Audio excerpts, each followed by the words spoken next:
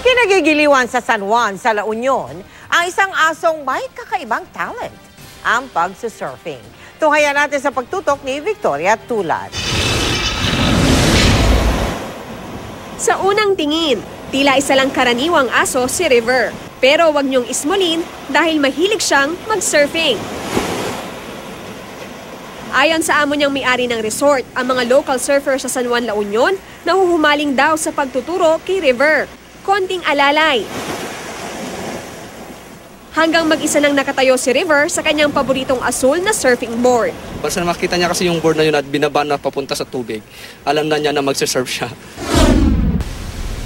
Sa Pasukin, Ilocos Norte naman, bumulaga sa mga mangingisda ang isang sperm whale sa dalampasigan kaninang umaga.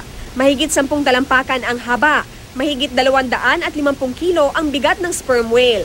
Pero patay na ang babaeng balyenang ito. Bakas pa ang dugo sa malaking sugat sa kanyang katawan. Ayon sa Provincial Fishery and Regulatory Office, base sa ginawang necropsy, may nakaing langis at basura ang sperm whale. Posibleng na-stranded din daw ito dahil sa malakas na hampas ng alon sa dagat nang dumaan ang bagyong Isang sa lugar. Agad inilibing ang balyena para hindi nakatayin ng mga residente. Victoria Tulad, nakatutok, 24 oras.